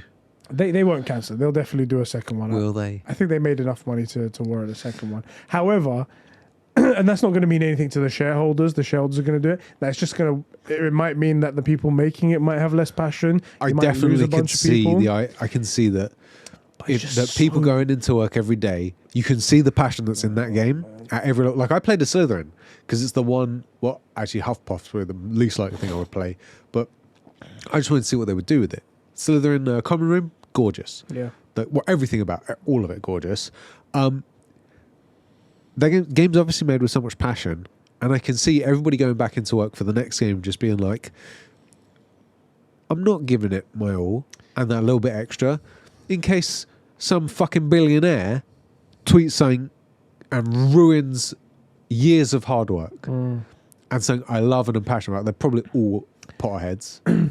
And worse than that now, because now this is confirmation that the industry will shun you, even though you personally have done nothing wrong. Yeah. And it's predetermined that they're gonna hit on you regardless of whatever Also, you do. in the It's game, because they're not looking at you; they're Yeah. looking at the product. But really, that's your work. Yeah. If they could look at you in the face, they probably wouldn't do it because they're cowards. No, of course they wouldn't. They're fucking cowards. But And ironically, in the game, I can't remember exactly what she said that got people so angry. I don't remember. But in the game, you've got the barmaid, Yeah. who by the way saves your skin. And one of the overriding themes in the game is like racism is bad, like true, actual different races, like the goblinism and stuff, and anti-goblinism, whatever it is. Like, don't be anti-goblin. anti-goblin. Like, everybody's equal. everybody's let's say of equal value, right? That don't judge people and stuff. Like you wouldn't don't judge people based on their like house. So that would be an analogy for like a worldview or something, Yeah. right? Where they're from whatever they are. Yeah. Right. The like we said, the barmaid saves your bacon. Yeah. Like none of what J.K. Rowling that said that angered people is actually anywhere near the game. The game doesn't have any of that. Which only adds to the shittiness of it. It's Yeah. like no matter how much you try to be good, no matter how much you try to be the bigger person, to move past it, to try and make things positive, there's always going to be this group of people that want to drag everyone else down. That want to bring everyone down to the shit. Yeah. To be like, no, you suck and everything about you sucks. Everything you did sucks, so fuck you. I don't care about you. Yeah, they want you and to be those are the sorry. people who are judging all this stuff. And the thing Not about the it is- positive people no, in the industry. They want you to be sorry, but they won't allow you to apologize. You can never be sorry enough. You just need to be sorry. And it's like that is so unproductive, and you can never move past it. You're like tarred forever. And importantly, it kills that passion, the passion that makes great things. Like Hogwarts Legacy, again, it has its issues, but it's very clearly by Potterheads for Potterheads. Yeah. Like you can't play that game without knowing that this is what it's supposed to be like. And I hope I'm wrong. I hope that pain will leave in a year or two. And in the next sort of 3 to 4 years, we get the next game and it's every bit as good as this one was, or ideally better. But man, like I feel so bad for them. I feel really bad for them as well. Like I said, just because I'm imagining it. I'm imagining them just suffering in silence, swallowing everything they did, going back to the office for the next like week and a half, nothing. And it's going to come back again, another wave of emotions when the Game Awards happens. They see all of their colleagues getting all their flowers, and they're just like... It reminds me of... It'd be fucking great if someone was to actually go on stage accepting their award to be like... I think it was a little bit out of order what happened to the developers of Hogwarts Legacy. They were very hardworking people. There's like... That would be tight. 400 people that work there who poured their hearts and souls into this. I don't think it was right that they were shunned They didn't like even get that. a single nomination. So here's to you guys. Thank you for being such great developers, and I hope to work with you one day in the future. Yeah, I love your game. But that would also be career suicide for whoever says that. Would be career suicide because that's how shit the gaming industry is sometimes. What you have in your head, I remember outlining a fake scenario when we found out that God of War Ragnarok was going to be on the PS4. And I remember saying, I can believe that there's a dev that's had an idea in his head of something they want to do for like a boss fight or a game mechanic and just couldn't do it. Like the PS4 couldn't run it, just impossible. The way the processing would need to be done for this concept, sort of like the Ratchet and Clank Portal sort of thing. Yeah. Who like comes in, runs into Corey's office after like they see the specs of PS1 and goes, Corey, we can do the thing. I can make it happen. I got the idea, got the boss fight, got all choreographed, like know everything. We can do it now because the PS5 will let us do, the thing that we needed for the thing. And Corey goes, sorry, Ed, but it's going on PS4. And rather than make that bad or come up with some, transition mechanic for it to happen, we're just not going to have it in there. Yeah. Like, imagine how that dev, if he exists, she exists, if they exist, feels, where they could have done the thing. This like idea that's been rattling around the head like an itch that you can never scratch because you need to get it out into a thing that you can do. Yeah. And they were told no because it had to go to PlayStation 4. It's that kind of disheartening feeling that you've given a developer like that. You could do a thing, but you can't do it. You're not allowed to because of like some silly money decision. And I think that's exactly what's going on. Yeah. Now imagine that just on the industry wide, because at least that's like one person. It also sets a terrible precedent because now what happens if like Neil Druckmann or Corey says something stupid or says something now that in 5 years is considered really bad? Well, here's the thing. Now what? Here's the thing. The gaming industry is the people in the gaming industry are far too up their own asses and up their own like opinions, especially and shit the like journalists, that. Especially the journalists, that they set like a standards for people to follow, and if you don't follow them, then you're like shunned from everyone, and you have to have these opinions in order to be accepted in circles. So it perpetuates and stuff like that. Neil Druckmann, when he first came out, he was just like upset that there were people dying in Israel. in this like whole conflict that's going on. I didn't think that was a fairly controversial take. I'm anti people dying. Yeah, especially anti-people dying. innocence of any. Mark Hamill did the same thing as well. He was like, there's like kids dying and Don't stuff. kill kids. Any kids, by the way. I don't think that's really like, and people were like, oh, that's terrible. You must be only for Palestine and whatnot. And then he more clarified afterwards, like, yeah, I also don't like the deaths that happen in Palestine as well. Yeah, it's like, but people have I don't already, like dead kids. people I have want all already my kids labeled alive. him as I don't really know what the term means, so I'm just going to say it, but Zionist and whatnot. I haven't looked into too far ways because I just don't want to be involved with these people and whatnot. Because they're insane. They've already labeled him, so now that, and I've seen people online, they're like, when The Last of Us 3 comes out, remember, this guy's a Zionist. And I'm like, What? you guys are just fucking insane, man. So it's going to happen to him. We're going to see that again. History's going to repeat itself. I'm anti-dead kids of any race, religion, color, creed, or other fancy word for being different than another type of person. Unfortunately, mate, to the people that do these kind of conversations, your words are falling on deaf ears because whatever it is, it's not going to be enough for whatever they want. So don't even bother trying to explain yourself. Also, the crazy thing is like anti-dead kids, but you said it in one way. That means everything you do now colored by this major thing, right? Forget all my gorgeous paintings of landscapes and that my dog loved me, right? And I'm a vegetarian and I created motorways. Forget all of that. You do one bad thing. You do one bad thing and they're just suddenly paying for life. Anyway, so he's already involved in that thing, so it's just going to happen again. By the way, unironically, it should be a wake-up call to those people. It's like, maybe this is a bad approach to everything. But no, don't worry. Bad people are bad. But you can say something clumsy and it doesn't make you a bad person. Yeah. You can say something that people choose to interpret negatively and that also doesn't make you a bad person. Yeah. And people calling you a thing doesn't make you the thing.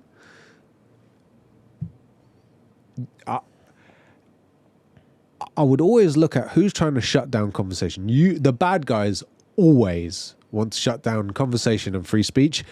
Always. Everybody trying to stop conversation and It's what I and say. discourse. Done. Yeah. Every single time, that's the bad guy. Yeah. Every single time, without fail, that's one of your like universal truths.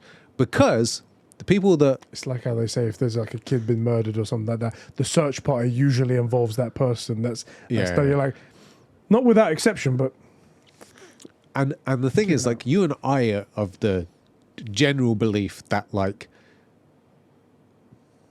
the best disinfectant is sunlight, right? So like if someone thinks something really shitty, let them say it. Let people see them say that stupid thing, and then let people that can really dissect it and be like, you're an idiot for these very clear reasons. That's the best way to do it.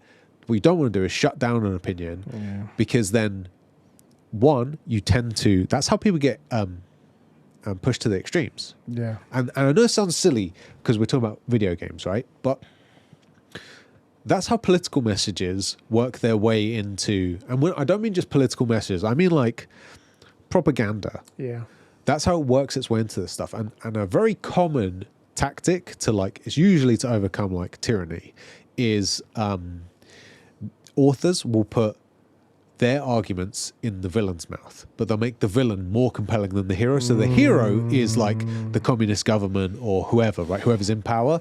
And the villain is like, makes sense. It's like Thanos almost, right? Yeah. Like, you're like, man, they have a point, and actually it's a better point and it's better made, but they're easily defeated. Well, you're a bad guy. Like, see, the good guy said he was bad, so that makes him bad. But then here's the villain espousing. Like, that's a way to get that stuff out there. You want ideas heard because the dumber, more toxic ones are very easy to defeat. Yeah. That's why you want free conversation. Because if someone goes, "Oh, the Holocaust didn't happen," bruv, we got receipts. Yeah. We got all of them. Like, all of them. And you can just disprove them. And then that's done. And it's not like, oh, well, the Jews would say it. No, the receipts are from the Nazis because it was expensive. Yeah. Like, we have literal receipts That gas bill. Whew. through the roof. Speaking of Thanos, Yeah. sorry to go off to a little topic on No, the this is side. my second favorite genocide of all time. I was making a funny joke to my missus. I was like, everyone's like, in the end game, they bring everyone back after what Thanos did. Yeah. And I was like, spoilers, by the way. Whoa. The most watched movie in the world. I was like, if they had made one slight difference, like if Thanos was just a little bit more of like a care, a bit more like, he's like, do you know what? I'm going to snap away half of the population of the universe. But I'm going to make it as many as I can of the child rapists and things like that. The whole, it will be fair. No, fuck fair. I'll start off with the rapists, the murderers, the molesters, all that. I'll start off with them, and then if I run out, the furries, the anime fans, exactly, get rid of those them all. terrible people. Anyone that plays Bloodborne, and then I'll go on to the people if I have to get to it, but those will be a last resort. Yeah, then we do random, completely fair. Right? Would Tony Stark and the rest of the Avengers been like, we have to? Shit, these people were. All right. We need the Infinity Stones to bring back everybody that wasn't a nonce. Because then it's like, shit. Or you make your wish very specific. I want to bring everyone back, except if they're a nonce, they can be at like 30,000 feet. Because that's just like, man, do we actually undo it? Because I mean, that was. Then we bring back. Because the idea of bringing them back wasn't that they're gonna like trying to rectify time. Yeah, they're like it's you can't kill that many people. It's not right. Those people shouldn't die. Yeah. So we have to bring them back. What so you're saying is Tony Stark pro nonce. If it was no, it's like you have to bring them back as well. Then it's like literally responsible for every single crime. we just don't bring them back. That's the one caveat they need to do to completely checkmate the Avengers. Yeah. Thanos is like, you should have gone for the head. Also, why do you like pedophiles? Are you pro pedophile? Yeah. What? Why are you against me getting rid of all these white supremacists? Oh my god, that would have been the Captain America. Like, wait, hold on a minute. Whoa, hey, hold on. Oh, no, you just listen here, buddy. You can't kill people, not people. Nonsense. Yeah, but they deserve a trial. It's like, you want to bring them back for that? In fairness, like it's a wish. Like it's gonna get all the right people. It's like you don't need the trial. We only have trials because in case you got the wrong person, it's definitely going to get the right people. Captain America is all about like treating everyone fair, regardless. I was like, that's the one caveat they just need to add to it to completely checkmate the Avengers. I love that. Okay, so this is too good. Genuinely curious. Have you got any other like one little caveat that completely stumps an entire movie? Oh no! Like, in fact, weirdly enough, this is a theme for the show because we already did Sixth Sense. Yeah. No one obviously believes that a woman wouldn't speak to her husband for a year. You know, if we had that caveat, yeah. Actually, communication. If Bruce Willis goes, hold on, before I help you with this murder investigation, I need to communicate with my wife. It's the cornerstone of a healthy relationship. Exactly. Sarah. Oh, she walked Go in to me. touch Oh her. shit! Oh I'm my dead. god, I'm dead. Stops the whole movie. Never touched the fridge for the whole year. Just hasn't been hungry in a while. You know. He just hasn't been. You know, it's just one of them things. He's busy. I'm just trying to think if there's any other like great movies that you're like, why didn't they just do this? Because Thanos was, in his mind, caring. Like, he was thinking about the betterment of the universe. So it's reasonable to suspect that he would have gone, also, like, actually get rid of the terrible people first. And you can see his argument of, like, if we make it random, including me, like, I'm subject to the same rules, it's completely fair. It's truly fair. Like, flip a coin fair. Maybe fuck the nonsense first. Maybe let's be unfair. It's not even really unfair. Let's be a bit more specific. It's not a hard sell to be like, let's get rid of all these terrible people. It's like, but let me just go. No, you pro terrible people? Yeah. No one's going to be fighting against them. Yeah. Against like, it, you know? Thanos, are you really trying to tell me that you're okay with randomly selecting people and not taking out people that step out of shops and walk slower than you on the pavement? Those are the worst. Oh my god, they're the worst. Let's take them out first, then nonces, then the white supremacists, in that order. Before them, the people that eat mayonnaise. Let's put that on there. Yeah. They're awful people as well. Furries, weebs, etc., etc. Our next topic. Thank you for sticking with those insane tangents. This is what you come in for. Star Wars: The Knights of the Old Republic has apparently been cancelled, according to Jeff Grubb. Except actually, apparently it's not. Okay. So this is a straight. There's two stories back to back that I like this, right? So Star Wars Knights of the Old Republic, Jeff Grubb apparently heard a rumor enough that he staked his name on it, but then again, it's Jeff Grubb, so as After reliable. Summer Games Fest, not carrying quite the As the weight it reliable used as to. the English weather, let's just Right. Yeah. You can say a clock to it. He goes, "Oh yeah, it's been cancelled internally and whatnot. They're just waiting for the announcement." Then afterwards, like days later, Saber Interactive came out. I'd be like, "Well, We haven't. the people who actually are the publishers came Yeah. out. Saber Interactive people that are making it. They were like, goes, nope, it's very much going ahead. Yeah, I think we would know. We did not say anything like that. So fuck this clown." And that shut him down right Direct there. quote. Bear in mind, this was the guy also that said that they were going to be getting rid of Xbox Live Gold prices. It was going to be free. Yeah. And then a few months later, they decided to double the price. So Maybe little bit not the of a- most reliable source. Yeah. Yeah. Take it with a pinch of salt. I was a little bit upset when I heard it, though. I was like, that's the only way I'm going to get to play Knights of the Old Republic. I won't play yeah. the original Same. because it's just far too dated for me. And I was looking forward to it. It also feels like a lot of these Star Wars games are like doomed. Weirdly, like a lot of the more interesting, and this is nothing against the Respawn's Jedi series, but it feels like the ones that have the most like interest never seem to happen. There was the Ragtag one that just kept, like I think 2 or 3 times it got like up, down, up, down, up, down. Finally, no, it's off. KOTOR's had a few rumored like returns or remakes, and then this one's fully confirmed, and then it's off again, but actually now it's back on again. It feels just like we're doomed to not get. I was right. Amy Hennig is working at Skydance Studios with a Star Wars game as well. We don't know anything about it, but that's also something. But that was the Ragtag game. No. This is afterwards. So Ragtag was one of them she was working on a long, long time ago. That got canned and thrown around. That was at EA, and then she moved away. We didn't know what was happening to her. She joined Skydance, and they're making video games now. And she's making a Star Wars game. Probably going to be a little bit different Fingers crossed. because they probably own the intellectual rights to it. But yeah, that was upsetting hearing that Ragtag. Star Wars games have had a bad run. They've had a bad run. And one of the better ones, not to disparage anything Respawn, Jedi, Survivor, Fallen Order stuff, but I really loved Battlefront 2. I really loved it at the end. But they had a bad run, not because the game was bad. The game was fantastic, actually. It was so true to Star Wars. It was brilliant, but because of how predatory it was baked into the skeleton. If you haven't heard my bit on this before, I'm really sorry. I'm not sorry. If you have heard, I'm sorry.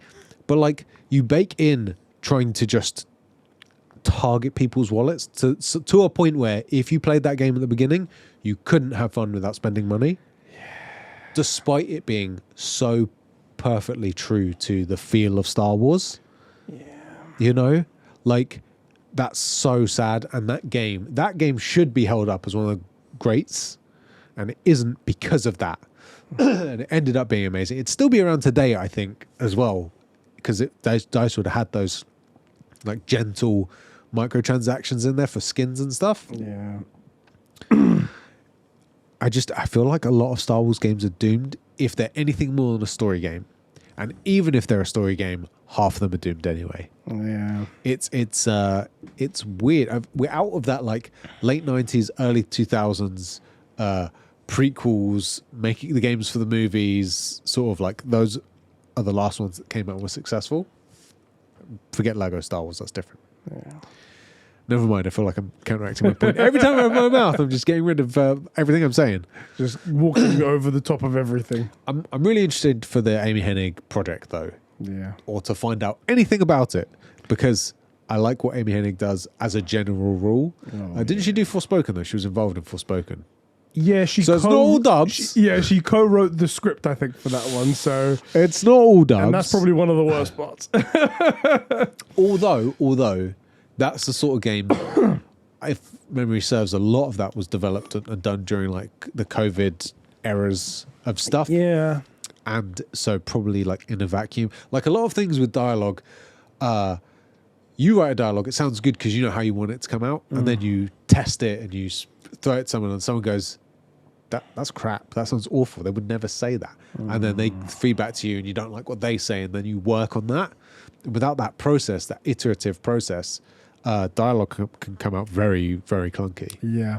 Talking of dialogue, because that was know. my big thing about that book. Did you get the first Law trilogy? I did. What did you? And what I've have you- started it. I'm at. I like the like you said, the guy that reads He's it. brilliant, He's isn't he? fantastic. Yeah. The voices that he does is amazing. However, I've made a mistake. I don't know what the overall theme is, and I don't know where we're sort of heading. So if someone like, you know, when you see a trailer, you're like, Yeah. oh, okay, there's a woman and she's trying to find Yeah. find this man, and then there's an emperor that tries to think. I don't know that, so I'm listening going ahead. However, there are bits that I'm like, I'll give you the interesting. summary. Glockter, Yeah, Glockter's fantastic, isn't he? I And love his Glockter. voice He's is so different good. in his head yeah, 'cause he it's isn't so the- good. Yeah. The theme for the book, by the way, Grand Wizard selects a team to go on the trek to get the magic item that saves the day. It's sort of like a Lord of the Rings type, Okay. your general fancy thing. You are very right, though. You sent me a message. You're like, by the way, magic is a thing in this world. Just accept it. And I was like, cool. So I'm just going to chill with some spirits by the fire. And I was like, Yeah, we just brought that up out of nowhere. it happens at the There's beginning, no explanation. and then seems to go away. But it's still a thing. It's still a play. What I will say is, like, I wish this context had been given to me. Is that are you? Is it Adua, the city, the main city? think so, yeah. That is sort of like the modern day, where if someone said, "Oh, I saw magic," you'd be like, "You're just like a primitive guy from somewhere far away. Magic isn't real." Those guys have forgotten all about it. It's just stories to them, Okay. right? But as you will see, what has happened? I'm curious where you are. I have forgotten. Cool. I think I'm about 4 hours in. Also, Giselle, I don't know if you've met Yeah, him. yeah. The most hateable character I've ever come across. Every time his bit comes up, and like when I was reading it, I kept feeling like I want to skip it. The point is that you hate this guy. You're supposed to hate every moment with him. Don't worry, because I fucking hate that guy. You're supposed to. Okay. All right. Anyway, it's Back cool to that you got game. it. I am listening to it. I'm Yeah. planning to finish it off anyway. Back to the game. Yeah. So back to gaming. Our next topic. I think we're done with. Yeah. Our next topic. The Last of Us Part 2 is getting a remaster. It leaked out online actually before it all came out. Yeah. And I think they sort of rushed it out of the gate because they were like, it sounds like something they would have announced at the Game Awards. Yeah. But the full trailer got leaked online, and they were like, It's not like a potato quality, like, oh, look, here's the remaster. full 4K quality, labeled every extra bit that's coming in it, coming out January 16th. It said it's like it's coming, this is happening. $10 upgrade for people who have got the game already. Cool. Bang, done. There's like, well, there's not much left, so all right, fucking publish yeah. it. Then here we go. And it does sound really good. I don't see so much in the upgrade in terms of the visuals department. Obviously, there's It's going to be nicer stunning already. lighting and Yeah, stuff, yeah. but Last of Us Part 2 was a beautiful looking game anyway. However, there are some really cool things they've added to it. And as I said, $10 upgrade for anyone who had Last of Us Yeah. Part 2, which is a lot of people. So Yeah. this seems like a really good deal. A couple of things they said, lost areas. There are some areas of the game that you couldn't explore while playing the game. Yeah. And it's sort of like set on rails. You just go through, Yeah. like, is it Jamestown, I think it Yeah. is? You just go through it and you don't really get to see much of it. Yeah. In this remaster, you they've can opened it up actually a bit. explore the whole thing and you can go into places and there's like NPCs you can talk to and everything like that, and it's all fantastic. Okay. Sounds really good. And multiple other areas, stuff like that. I'm down. You can play as any character you want, which is really cool. I'm going to play as the dog that you pet at the beginning. Obviously, probably not in the story mode. This Yeah, actually, but there's a new mode, and I think it's in this mode that you can play. It's called No Return. Essentially, it's a roguelike survival mode, right? It's basically, if you die, you die. Yeah.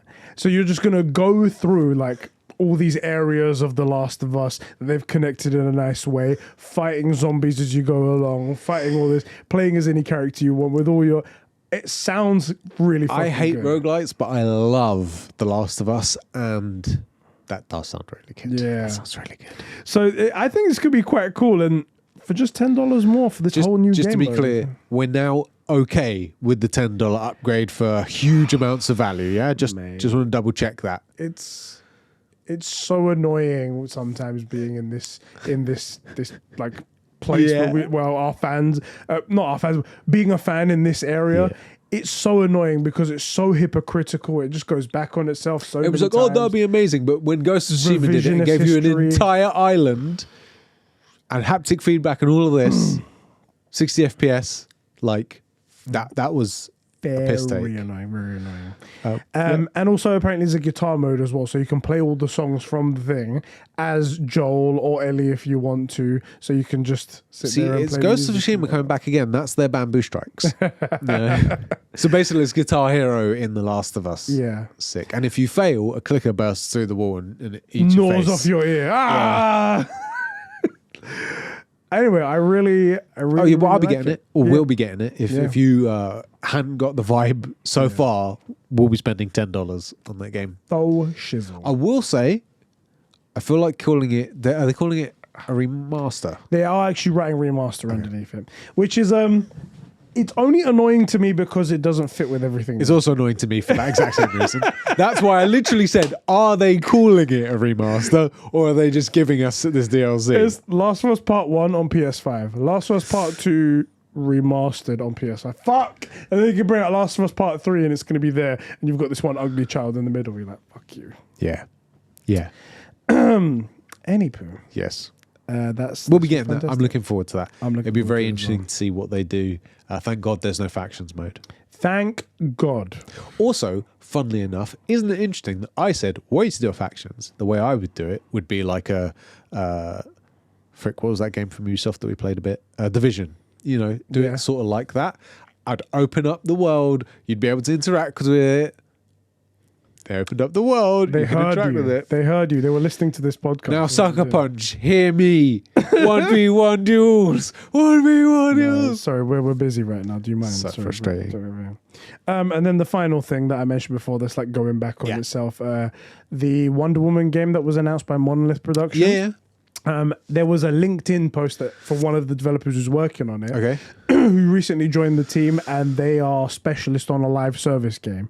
And people were like, oh, for fuck's sake, they're going to turn it into a live service game. It's going to be... And this is the thing that happened with Suicide Squad Kill the Yeah, Justice League. yeah, People yeah. were expecting this one thing. Oh, it's a live service game. We with a told you it'd be battle this and pass, you were stuff like hyped. that. So what we did is we took all that hype, got extra shareholder investment, and then changed it. But then WB came out themselves and they were like, no, it's very much a single player game. I was like, okay. See, do you know what would be cool? And I know people are going to be upset because I sort of speak this into existence, but a single player game where I can buy skins that work and look really good for a very reasonable price.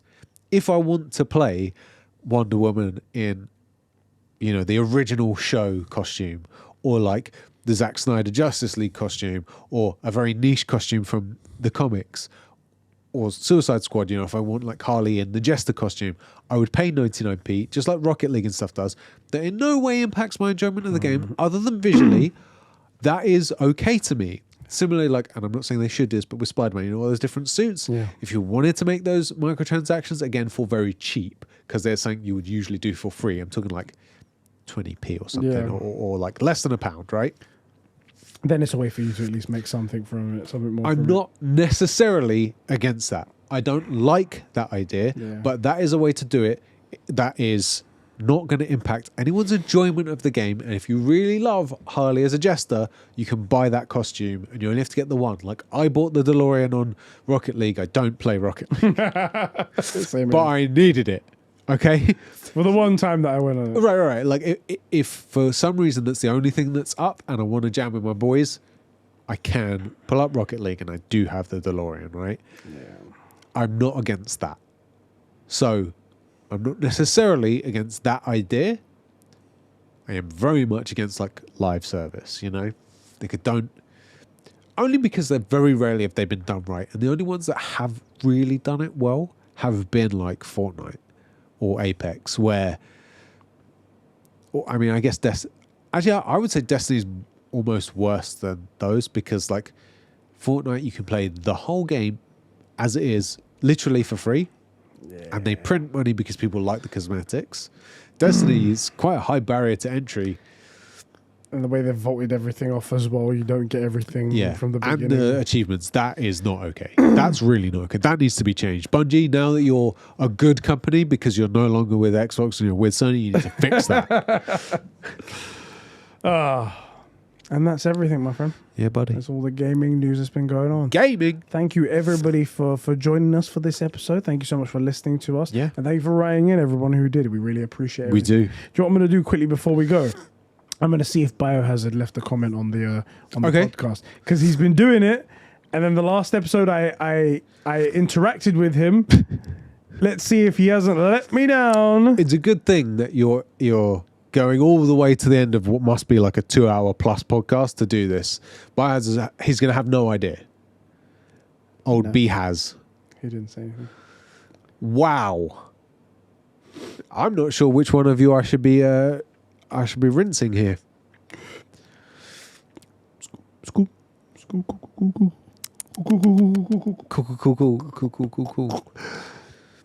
I'm gonna end the podcast. So we're just gonna end it here. It's good. It's Cool. Pain. Spain, but without the S.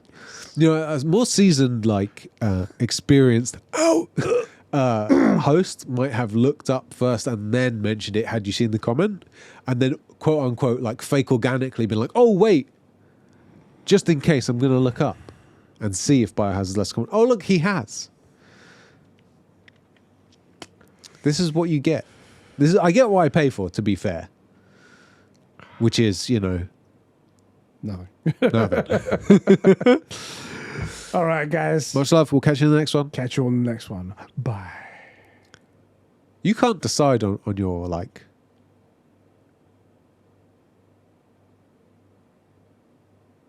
I really hope they thought we froze there.